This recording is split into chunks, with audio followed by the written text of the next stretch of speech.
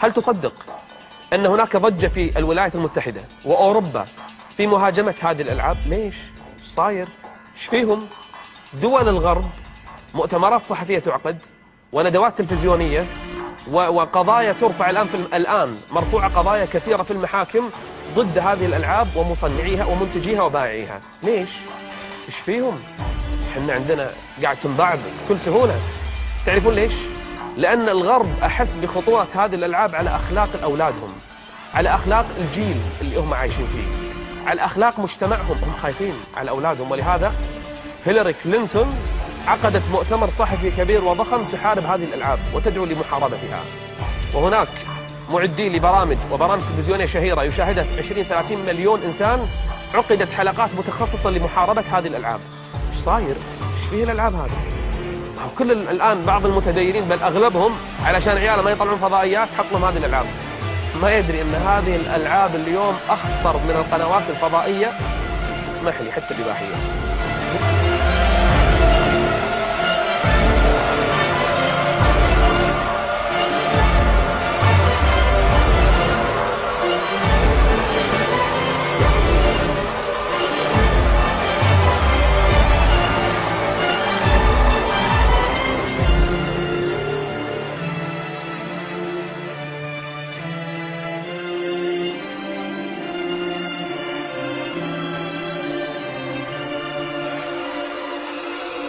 أنا أتكلم عن شنو؟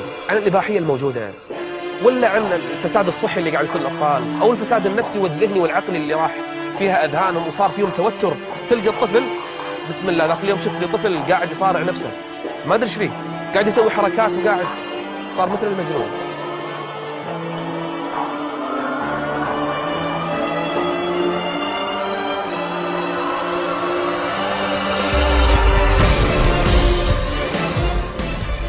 المصيبة الطامة الأكبر إن بعض هذه الألعاب الولد حتى يوصل لهذه المرحلة الإباحية اللي يفعل فيها الفاحشة، اللي يدخل ملهى ليلي.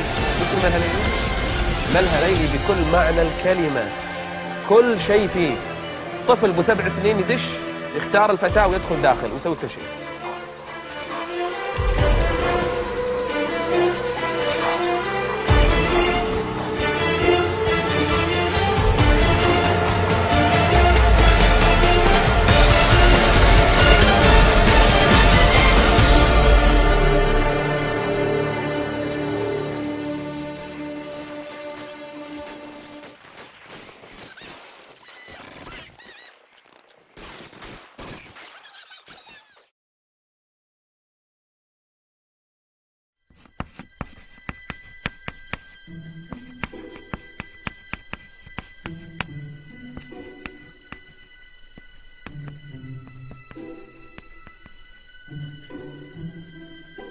How best to say this? Understand that I'm not the kind of person to sit in front of a microphone and believe that what I think will have any profound meaning to your lives. But you see, although what I have to say may upset a few of you, a few months ago I had one of those life-changing moments that forced me to realize that I've made a lot of stupid mistakes in my life. And you know what they say, make films about what you know. The problem was, why should the thousands of you now watching this believe me when I say that video games were to blame? Understand that I've played video games my entire life, starting with Atari and Nintendo, right up till just a few months ago. Over the years, I could only calculate that I've lost thousands of dollars and tens of thousands of hours of my life to them. But when I considered their effect on my life, I had to face the fact that years of gaming had not made me smarter, and button mashing had not improved my reflexes. I was not a kung fu master, I couldn't properly swing a sword, and in a zombie apocalypse, I probably wouldn't last 5 minutes. We often forget that video games are entertainment. That means beyond making you feel good, they have no lasting value. Regardless of how important it may feel to you, there is no place on a resume for Xbox achievements. The real pain behind my years of video game addiction was that I never realized their true cost.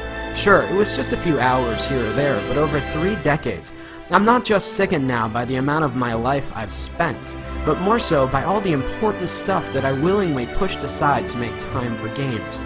For the sake of entertainment, I was willing to give up sleep, health, and ambition. For what? We fool ourselves into thinking that virtual achievements and virtual friends are adequate substitutes for real-life ones. To be blunt, video gamers seem to be fine giving up their real lives for simulated ones, full of depression and loneliness. I know the true cost of gaming are all those lost years that I could have spent with friends, creating art, or being a better husband. 3 months ago, I had to face the facts that I was alone, overweight, and divorced. If there's a moral to this lecture, it's that as much as we may want one, life does not have continues. For much of my life, I was eager to trade away countless opportunities, friendships, and love for experiences that don't really exist. I guess what I'm saying is, it took me a long time to figure all this out, and along the way, I missed out on a lot of life. At the risk of sounding like an after-school special, don't allow something as stupid as video games consume the best years of your life at the expense of all the greatness you could achieve. Consider this my promise. That's a mistake I don't plan to make again.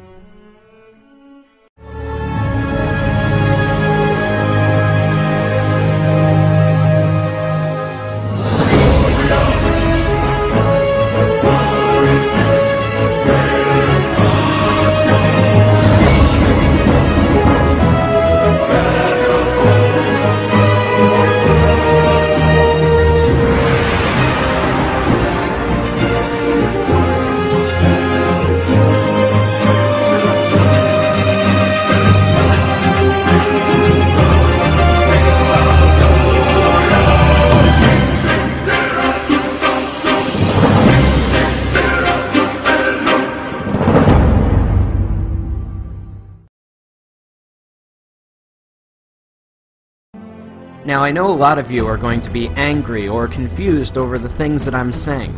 Call me whatever names you like, pretentious or not. Understand that while I don't hate video games or the people that make them, I'm still worried about their overwhelming negative effects that they've had on my generation. But halfway through animating this film, I came across a documentary about the Penny Arcade convention, and that's when it hit me. Healthy gamers do not dwell away on the games, but instead embrace the community. While there may not be value in the games themselves, anything that brings people together and builds communities that embrace who you really are can't be half bad. As I scan through the images of very different people, all united by a common interest, it gives me hope that something good may still come out of all this. We are the first generation forced to find a balance between letting technology improve our lives or risk allowing it to dominate us. In reality, does Warcraft or Facebook improve your social life, or are you sitting at home, alone? Either way, the only thing I know is that I'll never find out sitting alone in front of my TV, and neither will you. Whatever you choose, remember, in this game, you only get one life.